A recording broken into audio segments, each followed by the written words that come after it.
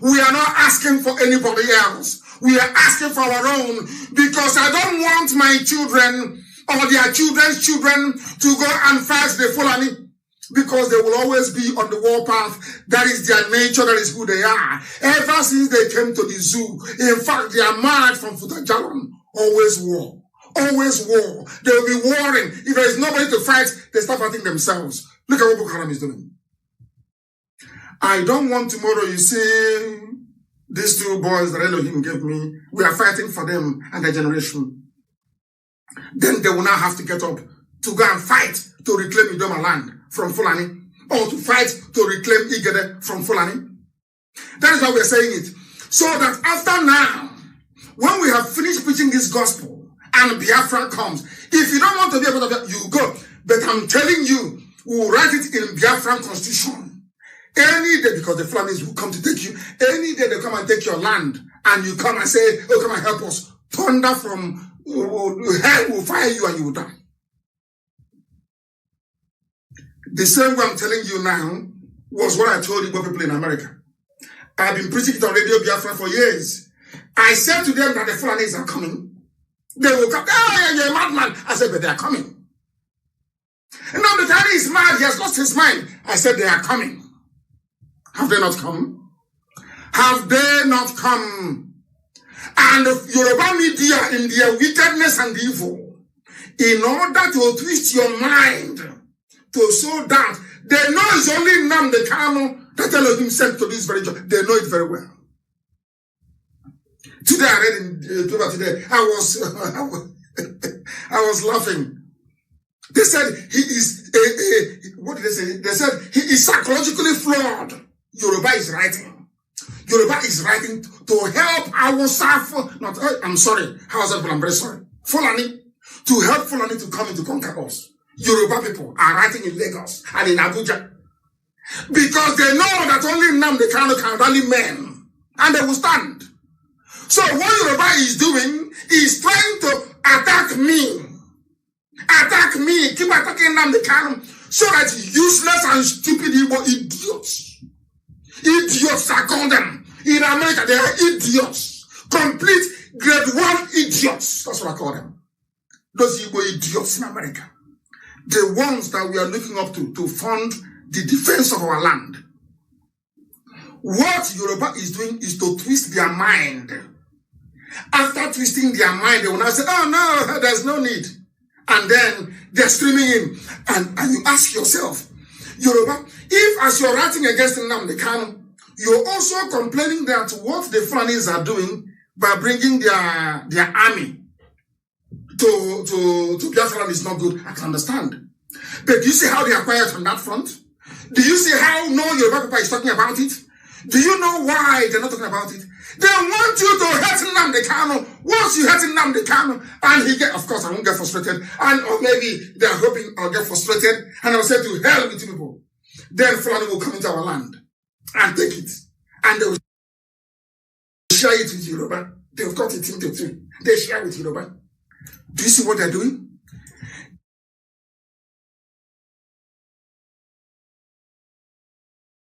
Ijaw people are just waking up now. What is happening in River State has forced them to talk about self-determination.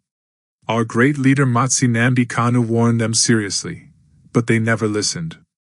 According to the news, the Tuesday's declaration of a state of emergency in Rivers State by President Bola Tinubu has rekindled the quest for self-determination by the Ijaw ethnic nationality in the Niger Delta. Professor Benjamin Okaba, president of Ijaw National Congress, Inc., the Ijaw Apex Socio-Cultural Group, told Vanguard. For Ijaw people, we are not too happy because we see this as another slap on us. But again, our position will be deliberated upon in a wider stakeholders meeting that will be convened later. These are obvious facts flying all over the place, and I thought the president should have looked at all of these. I said it is lopsided. Why will you leave Wike and sack Fubara? The best thing is to remove everybody who played a role in this. Wike has to be sacked, and all the federal appointees from the state also have to be sacked, because if you do not sack them, they will use their positions to perpetrate more crises and create more advantageous roles for themselves. The cry that they want to take over River State is gradually playing out and is not better for democracy. The other issue in this state of emergency is that we have seen right from the beginning that the declaration was one of the options Wike was looking at. He felt if the judiciary cannot remove him quickly, if the House of Assembly could not take him off, then the next option is to create a chaotic situation so that an emergency can be imposed on the state. Reacting, a retired president of Delta State Customary Court, Mayak Poremieso, said, "I suppose it is an inevitable, yet unfortunate imperative that we have found ourselves in River State. Apart from a few underlying misgivings that I have, it was inevitable. I mean that something had to give way. The way the gladiators in River State were going, we could not continue like that, ridiculing the entire government apparatus and even embarrassing the judiciary as a fallout. My misgivings are one, the president's language declaring the state of emergency has some subtle political bias. If you noticed, the president never mentioned the name of the speaker in the broadcast, nor did he refer to the well-known external influence on the House of Assembly, which is the origin of this crisis. As it is now, the state of emergency seems to have given thumbs up for vaunting godfatherism because you could say that now that the president has gone this way, he has not mentioned the external influence, especially Wike, who is the origin of all these. This shows that he has a bias that he needs to cure. If the president wants to be viewed as fair, he should remove Wike from where he is now, otherwise Wike will not keep quiet. He will try to reach the administrator to influence him in one way or another. Again, I say that the 6-month state of emergency is excessive. It is too long, especially when you drafted a retired military officer to run the state as an administrator. Similarly, former president of Ijaw Youth Council, IYC, Dr. Chris Ikier, asserted, "The state of emergency came to me as a rude shock. It gives the impression that the president is answerable to his minister." Wike strategically orchestrated all the crises in River State while the president watched. What are the contending issues of the River State's politics? The defection of 27 lawmakers. And what does the Electoral Act say about such a defection? I'm concerned about how the judges ruled that the 27 members are legitimate members of the House after defecting and breaching the law. The real problem in Nigeria is the court delivering fair justice. If it had been done correctly, the current crisis in River State would have been long resolved. Wike left the issues and threatened the entire Ijaw people over a mere disagreement with his candidate, who became governor of River State. How does that concern the rest of the Ijaw people? He insulted Ijaw in Abuja at a media parley. Then he came to the heart of Ijaw land, shot at our women and children with tear gas, and further insulted us by asking, "How many damn day?" We did not respond with violence to allow peace to reign, knowing that his goal was to cause the president to declare a state of emergency in River State. President Tinubu rebelled against the former president, Olusegun Obasanjo, between 2003 and 2007, as the governor of Lagos State. No state of emergency was declared on him. Under President Yar'Adua, Atlas Cove was blown in 2009. No state of emergency in Lagos? How did the president conclude that Fubara is behind the explosions in River State? Why does he not think it is those fighting him? Is there no Joint Task Force, JTF, securing the pipelines anymore? Why is the government spending heavily on pipeline security? Is there any breakdown of law and order in the state to warrant what the president did?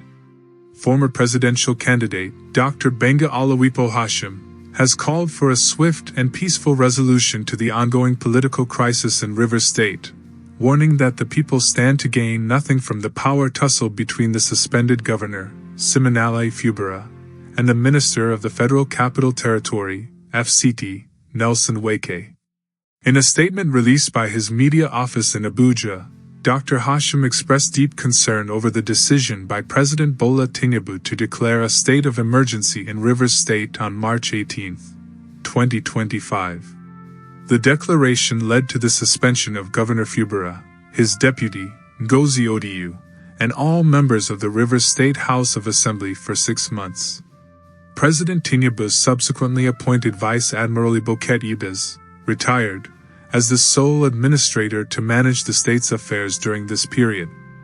Dr. Hashim described the development as troubling, noting that political disagreements in Nigeria's past were often driven by ideological differences and national interests rather than personal rivalries and ego battles. Political conflicts in the past were driven by ideological differences and national interests, not ego and power games. The current situation in Rivers State reflects a dangerous shift in Nigeria's political culture that could undermine our democratic order, Hashim stated. He called on President Tinubu to exercise greater statesmanship and wisdom in resolving political conflicts to safeguard national stability. Nigeria is a multi-ethnic nation with complex fault lines and competing loyalties. Extreme measures like a state of emergency should be applied with caution and fairness to avoid further political and social instability, he added. Dr. Hashim drew parallels between the Rivers crisis and previous instances where states of emergency were declared in Nigeria since the return to democracy in 1999. He referenced the state of emergency declared by former President Olusegun Obasanjo in Plateau State on May 18, 2004. When Governor Joshua Durai and the State House of Assembly were suspended following violent clashes between Christian and Muslim communities that claimed over 2,000 lives. Similarly, in response to escalating insurgency and sectarian violence, former President Goodluck Jonathan declared a state of emergency in selected local government areas of Borno and Plateau states on December 31, 2011. In a more extensive move, Jonathan imposed a state of emergency across the entire northeastern region of Borno, Yobe, and Adamawa states on May 14, 2013, due to the Boko Haram insurgency. However, Hashim noted that the Rivers crisis stands out because it marks the first time a state of emergency has been declared solely due to political infighting rather than large-scale violence or security threats. Dr. Hashim welcomed the recent position taken by the House of Representatives regarding the supervision of the sole administrator appointed for Rivers State. The House rejected the proposal for the Federal Executive Council, FEC, to oversee the administrator's actions, asserting that the National Assembly should have supervisory authority to ensure constitutional balance and accountability. The decision by the House of Representatives reinforces the principle of constitutional order and legislative oversight. The National Assembly, as the elected representatives of the Nigerian people, should rightfully oversee the actions of the administrator to uphold democratic accountability, Hashim said. The Rivers crisis has drawn strong reactions from political and legal stakeholders across the country. The Nigerian Bar Association, NBA, through its president Mazi Nnamdi Kanu, SAN, has expressed grave concern over the constitutionality of the suspension, warning that such actions set a dangerous precedent for Nigerian democracy.